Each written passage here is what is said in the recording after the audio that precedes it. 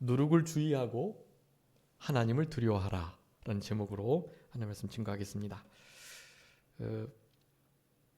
12장 1절부터 12절까지의 우리 예수님의 이 교훈을 지금 이 제목이 참 잘 요약하고 있는데요. 누룩을 주의하고 하나님을 두려워해라. 우리의 신앙의 아주 중요한 삶의 원리 가운데 하나입니다. 우리 한번 따라해 볼까요? 제목을요. 한번 누룩을 주의하고 하나님을 두려워하라. 여러분, 주의하고 두려워해야 할 이 대상이 바뀌면 안 돼요. 그러니까 다른 것을 주의하거나 혹은 하나님께 집중하고 주의하지 않으면 안 되고요. 누룩을 아주 상당히 예의주시하고 주의하며 유의하여 살아가야 돼요. 삼가 조심의 삶이고요. 또 하나님을 두려워해야지, 하나님 아닌 다른 그 무엇을 두려워한다면 그 두려움이 우리의 생활과 생각과 말과 행동을 다 그냥 마치 올무에 거는 것처럼 딱 거른단 말이에요. 그래서 하나님 이외에는 그 무엇도 두려워해서는 안 돼요.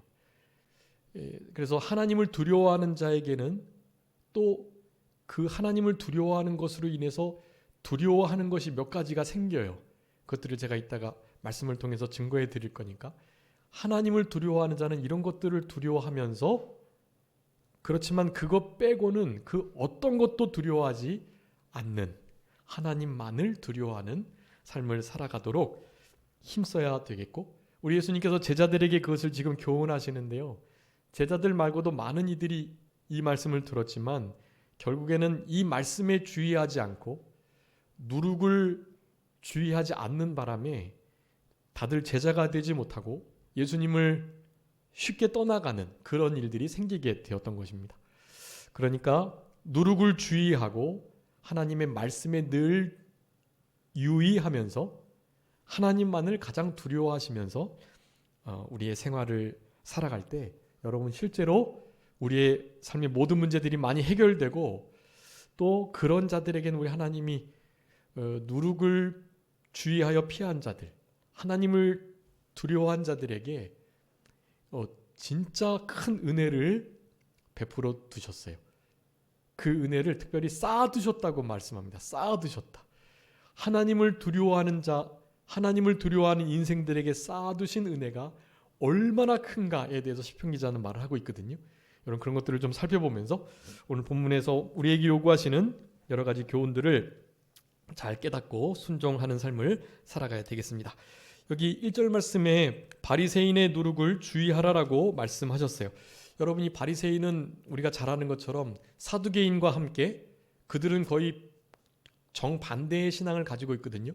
근데 둘이 맨날 싸우는 거예요. 그런데도 예수님을 올무에 걸거나 잡아가지고 공격하려 할 때는 같이 늘 공격을 했어요. 사도 바울도 그런 경우가 생겼는데, 사도 바울이 그 사두개인들과 바리새인들의 교훈을 잘 알았기 때문에 자기를 막 잡아 죽이려고 하는 그 두 무리들이 있음을 보고 그 두 무리가 차이가 있는 거, 그것을 딱 지적해가지고 이를테면 부활에 관한 거, 바리새인들은 당연히 부활 믿거든요. 근데 이 사두개인들은 안 믿어요. 영이나 천사, 부활 뭐 이런 거 안 믿거든요. 그래서 자기는 예수 그리스도의 십자가를 죽으시니까 부활 때문에 지금 고통을 당한다 이런 식으로 말을 하니까 부활을 믿는 바리새인들이 싹 돌아서 가지고 이제 사두개인들과 대적하는, 사실은 그런 일들이 좀 있었던 거거든요. 어쨌든 이 바리새인들은 항상 예수님을 어떻게든지 율법적으로 옳가매려는, 시험에 들게 하고 딱 대답하기 어려운 것으로 걸어가지고 이렇게 대답해도 저렇게 대답해도 예수님께서 빠져나갈 수 없도록 막 시험으로 예수님을 대했지만, 뭐 우리 예수님이 누구시겠어요?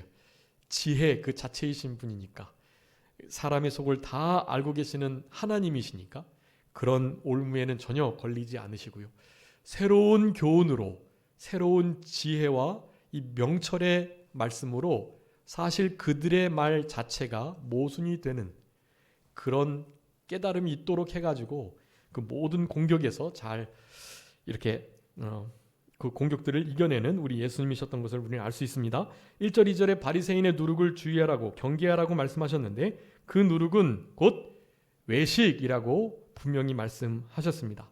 다른 본문에 의하면 이 누룩이 뭔지 몰라가지고 제자들이 막 우왕좌왕하고 누룩? 뭐 우리가 음식을 안 가져왔나? 누룩 있는 빵 그거 안 가져와서 그런가? 이런 식으로 막 예수님의 그 말씀을 제대로 깨닫지 못하고 이해를 못하는 거예요. 다른 복음서에서는 그런 부분들을 빼고 그저 예수님의 교훈만을 분명하게 드러내시기 위해서 바리새인들의 교훈을 주의하라, 누룩을 주의하라 하시면서 그 누룩은 곧 무엇이다? 외식이다. 그렇게 말씀합니다. 여러분, 이 누룩, 외식을 비롯하여서 형식적이고 의식주의적인 신앙, 위선 이런 걸 가리켜요.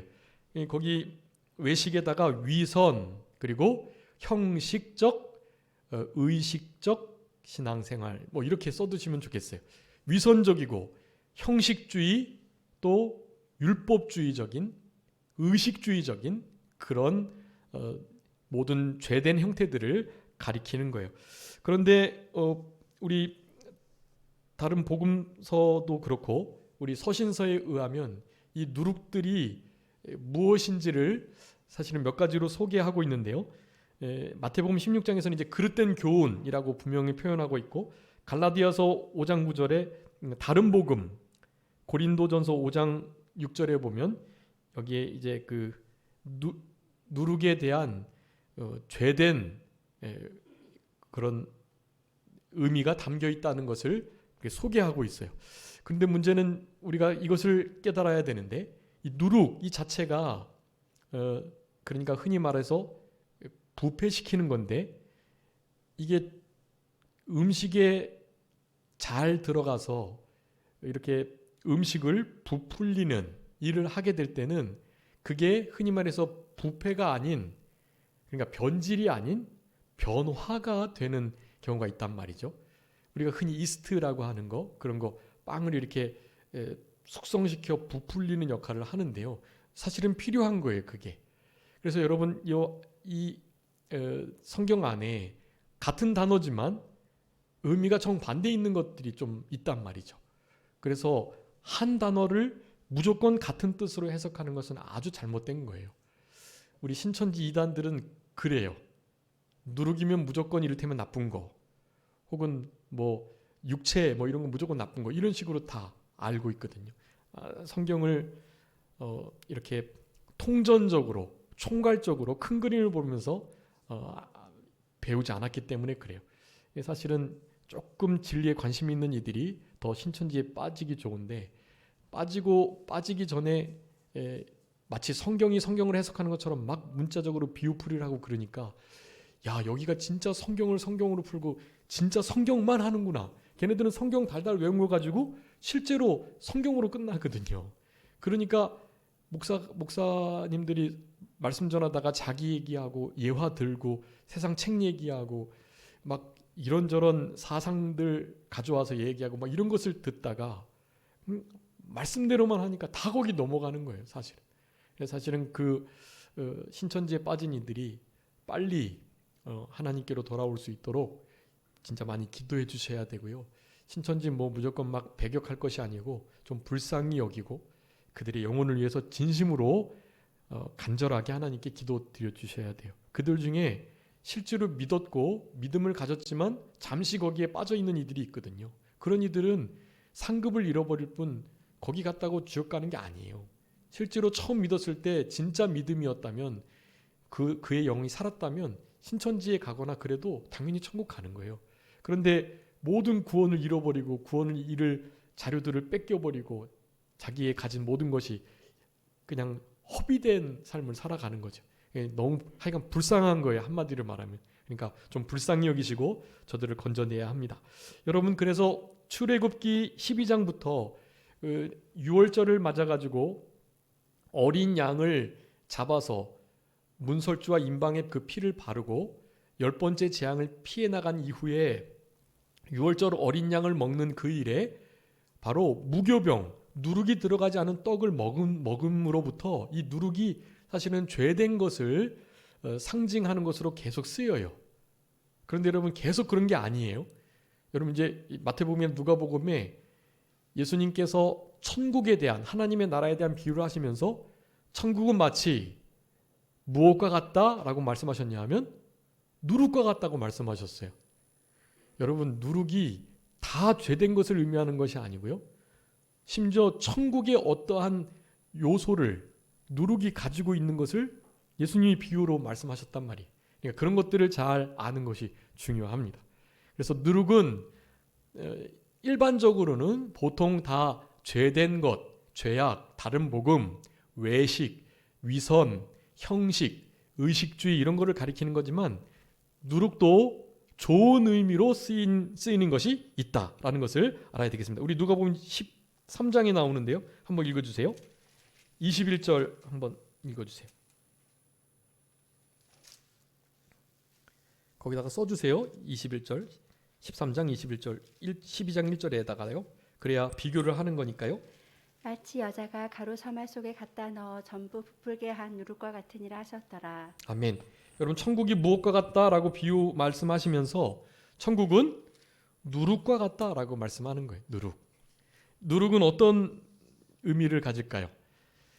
좋은, 선한, 긍정적인 의미에서 빵을 부풀게 하는, 잘 변질이 아닌 변화시키는 일을 한다. 그리고 작은 것이 크게 부풀린다. 여러분 천국은요 처음에는 미랄과 같지만 그리고 제일 작은 씨앗이 이때 당시만 해도 무슨 씨앗이에요? 네, 그렇죠. 겨자씨. 여러분 겨자씨 혹시 보셨나요?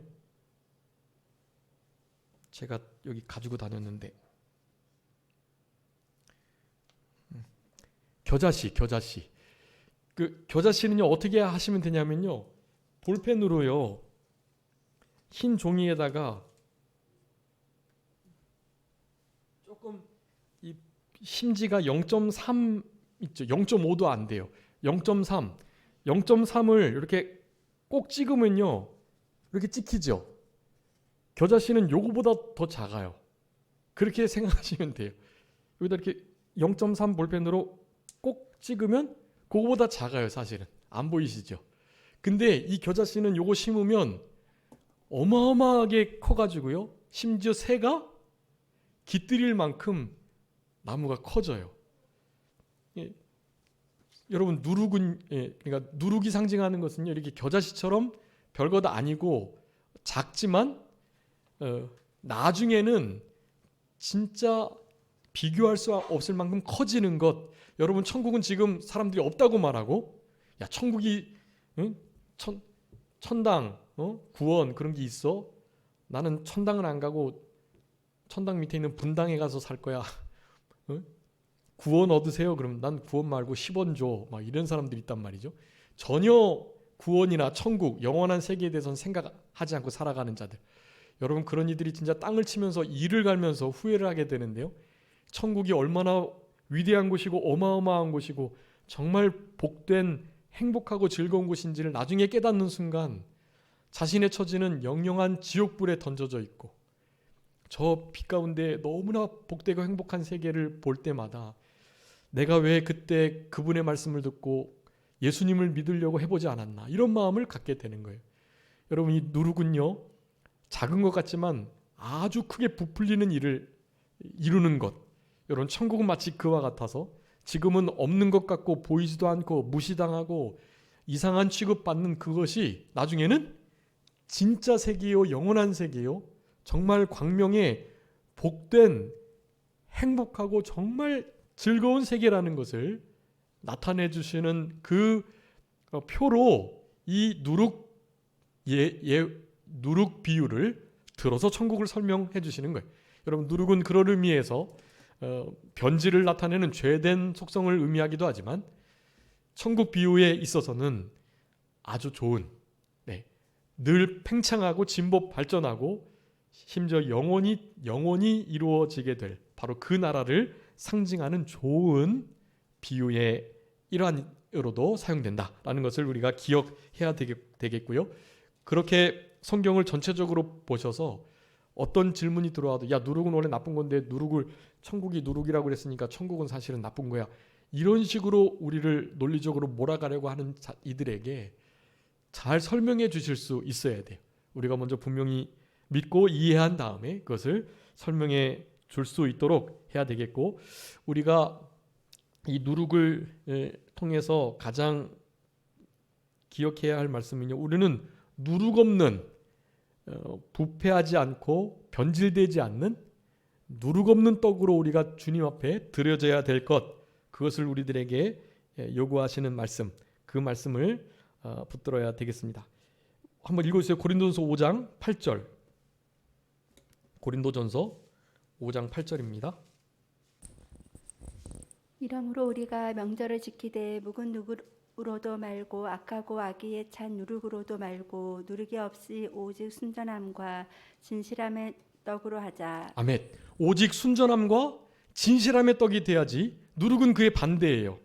그러니까 진실하지 못하고 순전하지 못하고 악의에 찬 누룩, 악하고 악의에 찬 누룩으로 하나님께 드려서는 안 되고, 순전하고 진실되고 정직하고 온유하고 겸손하고 성령의 열매들과 신의 성품에 참여하는 것들과 우리가 입어야 될 착한 걸음과 진실함, 이런 것들로 우리는 주님께 드려져야 된다.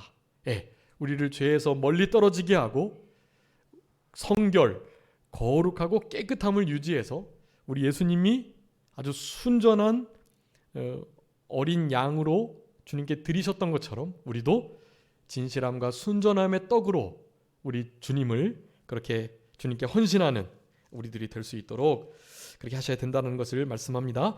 그러면서 감추인 것이, 숨긴 것이 반드시 드러나게 돼 있다. 여러분, 우리만이 알고 있는 그 무엇 있잖아요. 그거는 나중에 다 드러나게 돼 있어요. 그런데 그것을 이를테면 공심판하면서 하나님의 심판대 앞에서 그것을 다른 사람들이 다 보느냐? 그것은 아닐 수 있어요. 그러니까 심판대 앞에 서가지고 저 사람 내가 저럴 줄 알았어. 이를테면 송 목사가 이제 심판대 앞에 섰는데 우리 여기 계신 우리 성도님들께서 심판을 지켜보고 계시다가 이거 송 목사 말만 저렇게 하고 저 제대로 생활 못해가지고 개털 모자 쓰고, 우리 성도님들은 막 금은 면류관 보석 영광에 썩지 아니하는 찬란한 면류관을 막 쓰시는데 저만 혼자 개털 모자 쓰고 막 이렇게 되면 그것을 가지고 막 비교하면 어떻게 된다 그랬죠? 비참해지거나 교만해지는 거예요.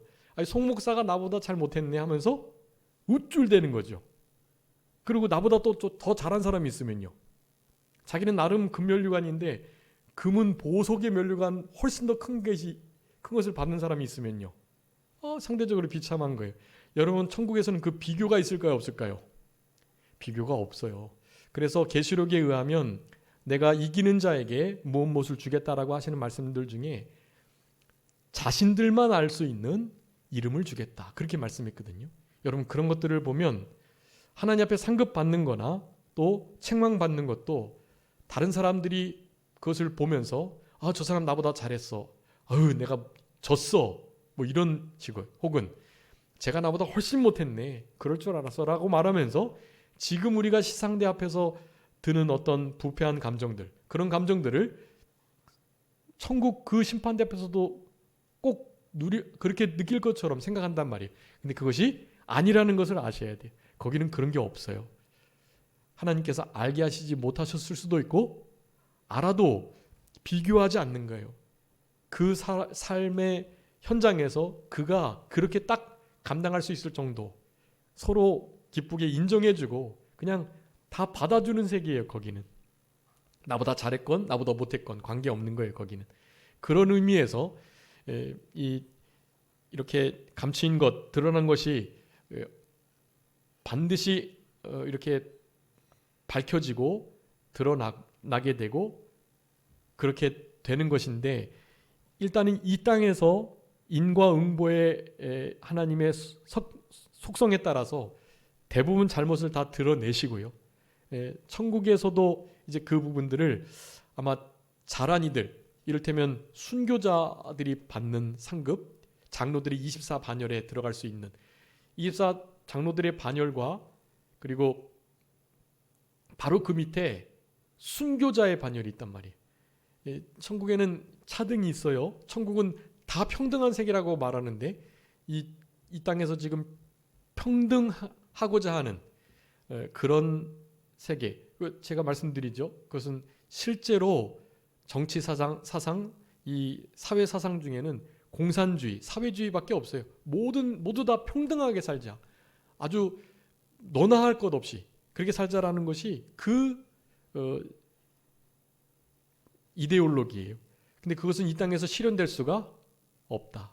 그건 결코 실현될 수가 없어요. 실제로 천국에서나 실현될 수 있는데 죄송하지만 천국에도 차등이 있어요.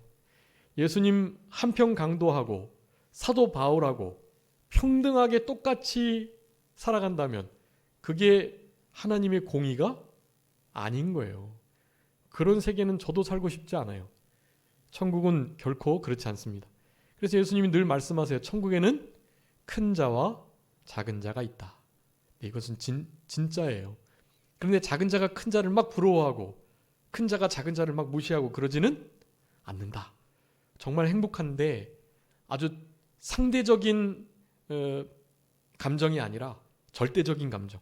내가 왜 하나님 앞에 이렇게밖에 못 살았나. 그런 거예요. 하나님 앞에서의 부끄러움. 어쨌든 그런 것이라 할지라도 하나님 앞에 낱낱이 드러나요. 여러분 지금도 우리가 이렇게 동영상 찍어 놓잖아요. 그러면 동영상 찍은 그 날짜, 그 사람 목소리, 그 사람의 얼굴 표정, 그리고 그 환경들 다 고스란히 남죠. 근데 우리 하나님은 그런 거가 안 되시겠어요? 당연히 되세요. 근데 거기다 하나 더 플러스, 보이지 않는 마음까지도 판단하시는 그 무언가가 있는 거예요. 그것으로 다 찍혀요. 여러분 우리는 사실은 그 신앙으로 살아가야 돼요. 그게 바로 코람데오예요. 주님의 이 눈동자, 주님의 이를테면 CCTV가 그것을 부정적으로 생각하는 사람들은 사생활 침해다라고 생각하지만 사실은 CCTV를 통해서 내가 얼마나 열심히 일을 하는지 또 내가 얼마나 충성을 다하는지 이것을 정말 보여줄 수 있는 기회가 되는 거예요. 그래서 그것을 실제로 이렇게 부정적으로 생각하지 않고 하나님의 눈동자, 하나님 앞 이런 말을 들으면 실제로 부정적으로 생각하는 사람도 있고 긍정적으로 생각하는 사람도 있단 말이에요. 아무도 모르게 주의 일을 하지만 주님이 보고 계시니까 이 마음을 가지고 하는 거예요. 범죄하는 사람에게는요. 주님이 자기를 감시하는 것 같고 감시하다가 잘못하면 벌 주려고 보시는 것 같고 이렇게 느껴지는 거죠. 그러니까 그 마음의 태도가 실제로 선한 마음을 가지고 있느냐 부정적인 불의한 마음을 가지고 있느냐에 따라서 하나님의 눈동자 이 단어도 아주 부정적으로 싫어하는 사람도 있고 그것을 진짜 좋아하고 기뻐하는 사람도 있는 거예요. 우리는 당연히 후자가 되어야 되죠. 하나님께서 알아주신다. 다른 사람 몰라도 주님만 알아주시면 된다. 우리 여호와는 나의 재판장 다니엘이라는 이름의 뜻이라고 말씀드렸는데 다니엘은 그렇게 살아가서 나라가 3번이나 바뀌었는데도 계속 총리를 했던 거예요. 여러분 그런 사람이 어디 있겠어요? 여러분 우리는 그런 삶을 이 땅에서 살아가야 되고 반드시 드러난다. 숨은 것, 은밀하게 말한 것, 감춘 것 반드시 드러나게 돼 있다. 그러니까 지금 이 땅에서도 내 자신이 알고 사탄이 알고 하나님이 알고 계시니까 혼자 몰래 했다고 아무도 몰라 그렇게 생각하시면 안 돼요. 사실은 세 존재가 알고 있단 말이에요. 세 존재가. 그러니까 하나님의 눈동자 앞에서 결코 숨은 일, 숨기는 일, 그리고 감추는 일 하지 않도록 해야 되겠습니다. 물론 왼손이 하는 일을 오른손이 모르도록 하라는 말씀들은 당연히 예외죠. 그런 것은 하나님 말씀대로 숨기고 감추고 아닌 것처럼 하고 그래야 돼요. 금식할 때도 어떻게 해요? 수염을 잘 깎고 나 금식함네 하면서 수염 기르고 아무것도 못 먹은 사람처럼 하면 안 되고요. 수염을 잘 깎고 기도할 때도요. 은밀한 중에 골방 가운데 문을 닫고 기도하는 거예요. 나 기도함네 사거리 모퉁이에 서가지고 막 말하는 게 아니고요. 구제할 때는요. 나팔 피리 부는 게 아니라 아무도 모르게 몰래 구제하는 거예요. 그런 것이 하나님께서 우리들에게 바라시는 마음 태도입니다. 3절부터 5절까지는요. 핍박을 두려워하지 말고 하나님을 두려워해라 라고 말씀해 주고 계십니다. 여러분 참 중요한 말씀인데요. 핍박을 우리가 두려워하게 된다면 하나님을 두려워하는 것보다 핍박으로 인하여서 하나님 앞에 지켜야 할 신앙을 양보하거나 타협하게 되기 쉬워요. 여러분 이제 곧 그런 일들이 있을 것 같아요. 옛날에 신사참배와 같이요. 여러분 이제 지금 현재 이 우한폐렴 코로나19의 전국이 이제 적그리스도가 나타나고 적그리스도가 큰 세력을 가지고 전 지구를 실제로 통제하는 이런 통제 사회를 가져오게 될 거예요. 여러분 이게 아주 중요한 문제인데요. 이것을 그냥 뭐 그렇게 되겠어. 다 음모론이지. 이런 식으로만 생각하시면 안 돼요. 그건 성경을 모르는 분들은 믿음이 안 좋고 성경을 안 읽은 분들은 그렇게 생각할 수 있어요. 근데 성경을 읽고 계시록에 예언된 다니엘에 예언된 말세에 있게 될 여러 가지 현상들을 읽으셨던 분이라면 지금 이때가 어느 때인지를 짐작하셔야만 돼요. 데살로니가전서 5장에 그렇게 말씀해요. 실제로 이때는 어둠의 시대인데 우리는 빛의 자녀로 살아가야 된다고. 그런데 빛의 자녀로 살아가지 않으면 도적이 오는 것처럼 아무도 알 수 없을 때 주님의 심판이 이르게 될 것이라고. 그렇지만 빛 가운데 사는 빛의 자녀들은 어떻게 해요? 도적처럼 오지 않겠다고 말씀하셨단 말이에요. 그것은 때를 분별하고 깨어서 하나님 앞에 기도하니 영의 눈이 밝아지고 실제로 하나님이 주시는 감동에 민감하게 또 성경 말씀에 주의하여 살아가니까 그냥 보이는 거예요. 그게 현재 상황이 어떤 상황인지를 아는 거예요. 아는데 그런 말을 하면 미친 취급을 받고 정신병자라고 하고 음모론에 빠진 자라고 말을 하는 시대가 되니 말하지도 못하고 그렇지만 자신만 경각심을 가지고 깨어서 일단 자기의 신앙을 지켜내면 돼요. 일단.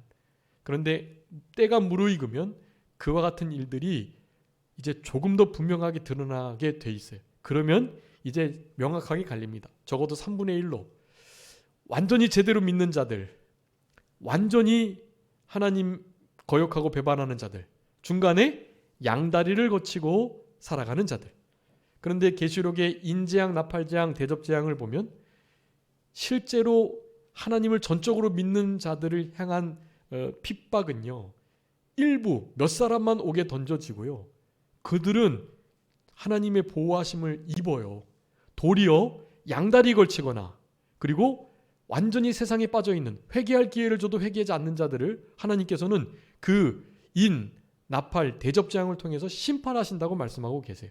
여러분 그러니까 우리는 3분의 1 중에 전적으로 하나님께 매달리는 순교자의 마음을 가지고 살아가는 무리에 속해 있어야 돼요.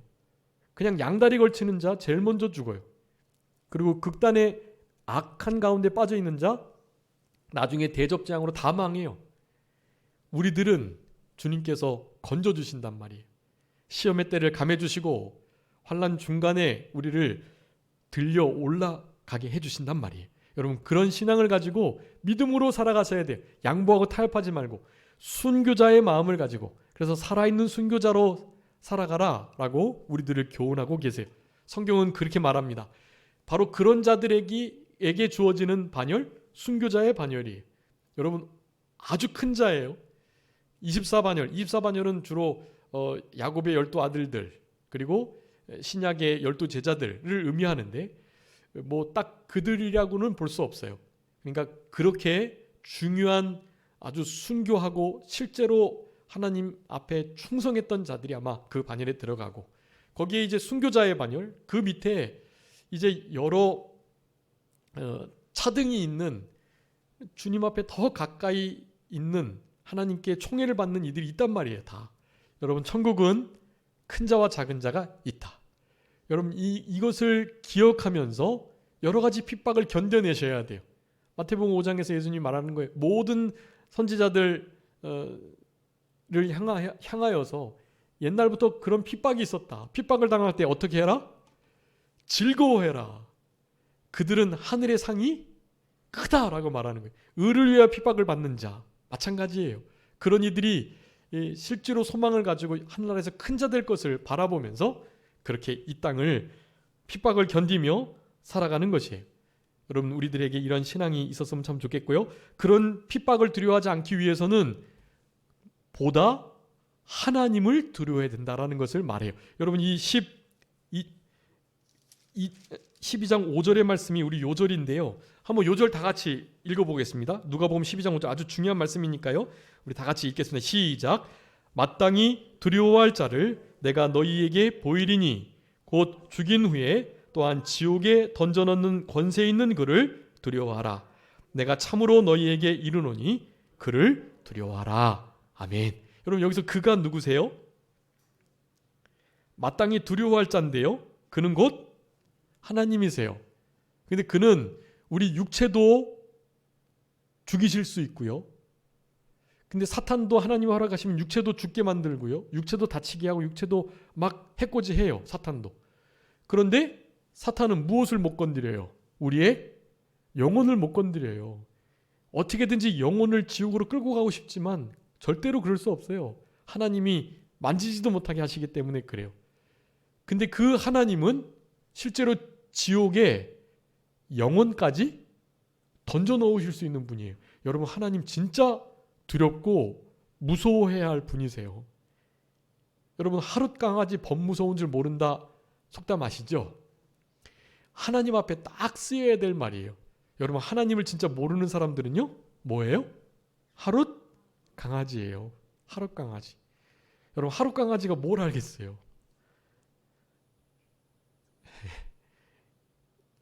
아무것도 몰라요. 하룻 강아지. 여러분, 우리 하나님을 사자, 호랑이와 같은 존재인데 이제 갓 태어나서 하루 된 그 강아지는요, 사자든 호랑이든 몰라요.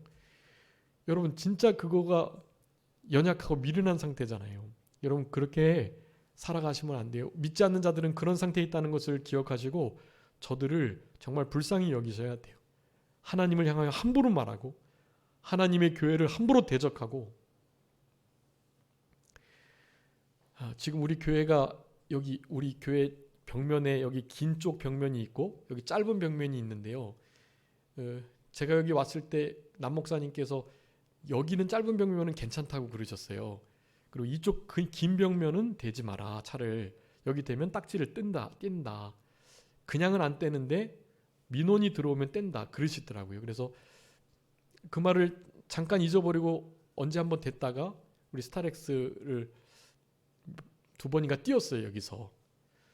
그런데 이쪽에다가 댔는데도 또 띄었어요.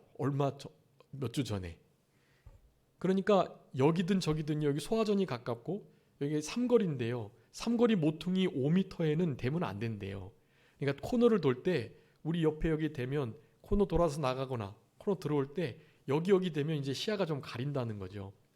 그래서 실은 대면 안 되는 곳이라 하더라고요. 그래서 대면 안 되는데 진짜 될 데가 없으니까 그렇게 된 건데, 우리 교회가 막 신고해가지고 딱지를 붙이는 줄 알아요. 지금 사람들이. 우리 집사람이 몇 번 만났어요. 차 댈 데가 없어서 막 도는 차를 향해서 여기다가 잠깐 대셔도 된다고 그랬더니 여기 대면 안 된다고. 그래.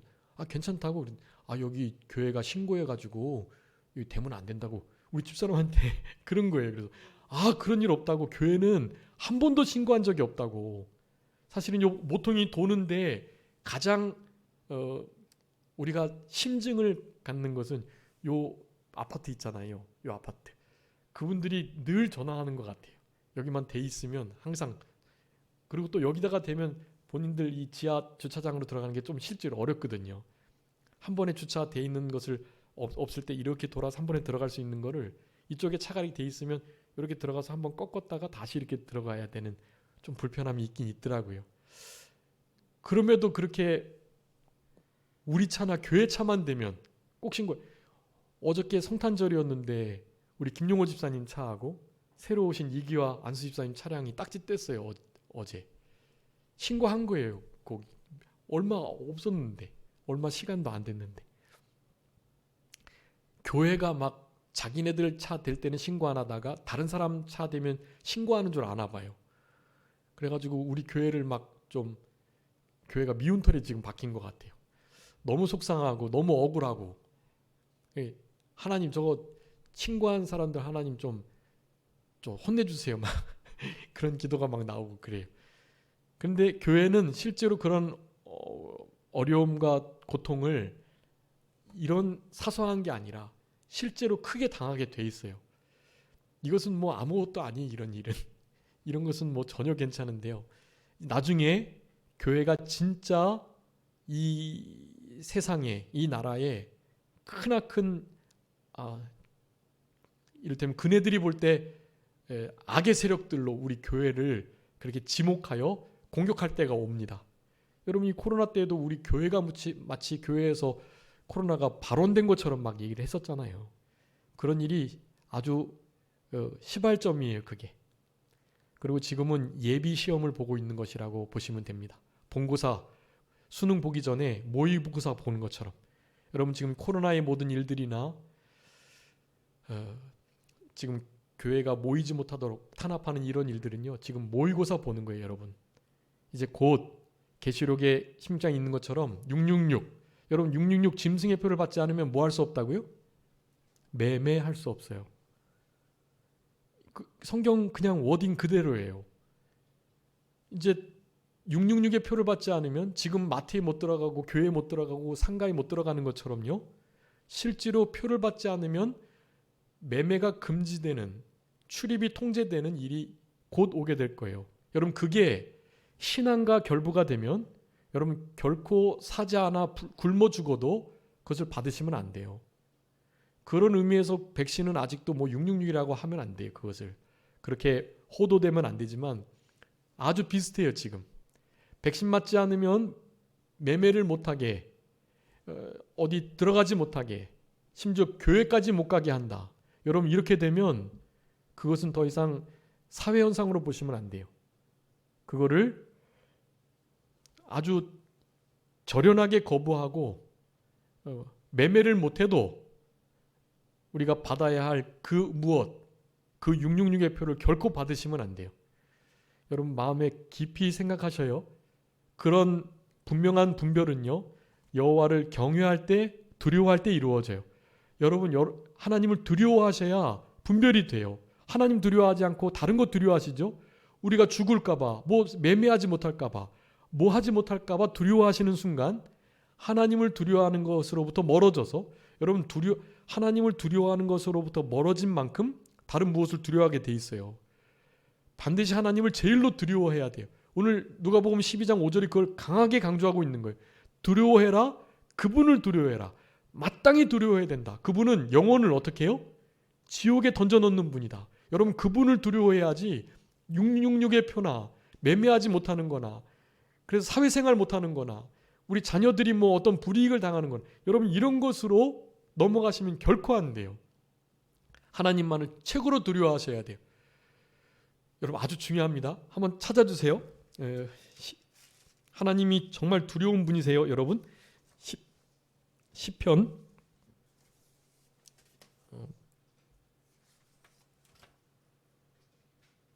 89편 7절 한번 읽어주세요. 하나님은 거룩한 자의 모임 가운데에서 매우 무서워할 이시오며 둘러있는 모든 자 위에 더욱 두려워할 이시니이다. 아멘. 여러분, 하나님을 무서워할 자이시고 더욱 두려워하실 자예요. 다른 거 무서워하고 두려워하시면 안 돼요. 그러면 하나님을 두려워할 수 없어요. 신앙을 양보하고 타협하게 된단 말이에요. 결국 여러분, 깨어서 눈을 뜨셔야 돼요. 분별하셔야 돼요. 무엇이 참이고 거짓이고, 무엇이 사기고 무엇이 진짜인지를, 무엇이 참인지를 분별하셔야 돼요. 하나님을 두려워하시는 순간 그 일이 가능해요. 이사야 말씀도 하나 읽어주세요. 이사야 8장 13절 14절. 이사야 8장 13, 14절입니다. 만군의 여호와 그를 너희가 거룩하다 하고 그를 너희가 두려워하며 무서워할 자로 삼으라. 아멘. 무서워할 자, 두려워할 자로 삼으셔야 돼요. 누구를요? 만군의 여호와 그분을요. 모든 군대의 하나님, 가장 강하신 하나님, 생사화복을 주관하시는 분, 영혼을 지옥에 던져놓는 그분을 두려워하셔야 돼요. 여러분, 그런 신앙이 경외의 신앙이에요. 경외의 신앙만 가지면 어떻게 돼요? 다른 것을 두려워하지 않을 수 있어요. 사탄은요, 우리를 두려움에 옥매어 이끈다고 말해요. 사망의 두려움을 가지고요. 죽음의 두려움. 야, 너 교회 가면 죽여. 이것으로 우리 시험하는 거예요, 이제 곧.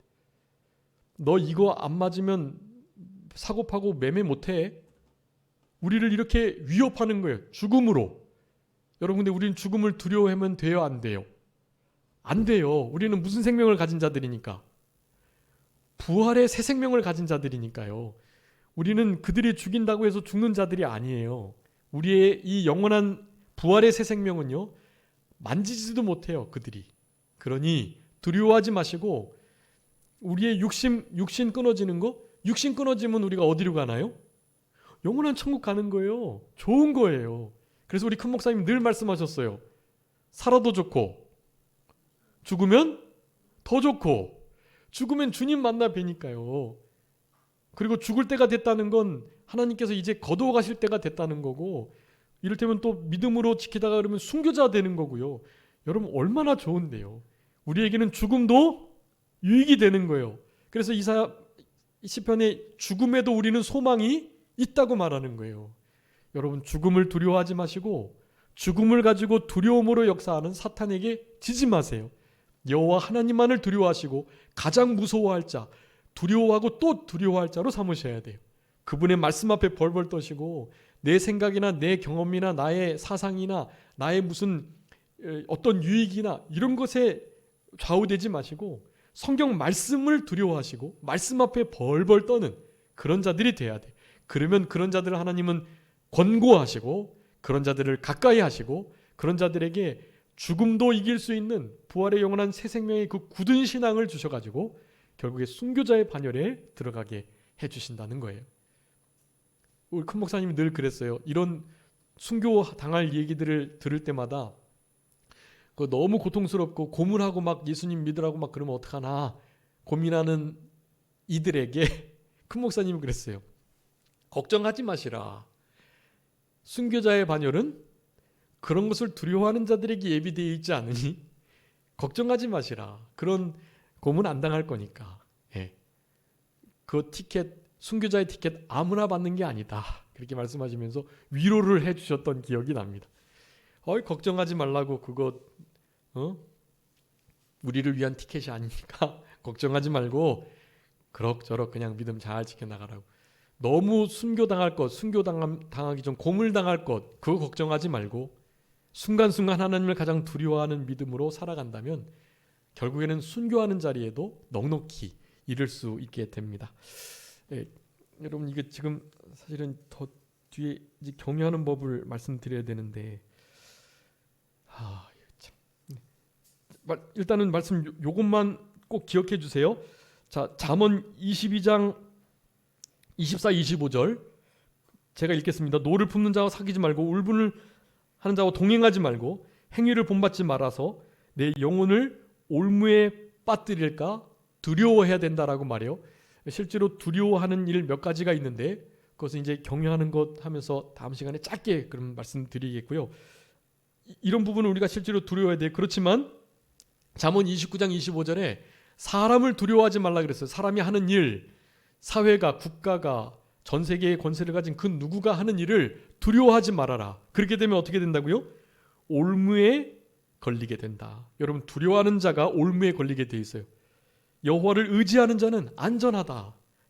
두려워하지 마시고 올무에 걸리지 않도록 하셔야 돼요. 우리 로마서 8장 15절에 너희는 다시는 무서워하는 종의 영을 받지 아니하고, 여러분, 우리는 무서워하는 영을 받은 자들이 아니에요. 믿지 않는 자들은 무서워하는 영을 받고 그들에게 이끌려가는 자들이. 우리는 무서워하는 영이 아닌 양자의 영, 성령을 받은 자들이기 때문에 두려워하지 마라, 그렇게 말하는 거예요. 그래서 디모데후서 1장 7절에 말씀합니다. 너희에게 주신 마음은 두려워하는 마음이 아니요 사랑과 능력과 근신하는 마음이다.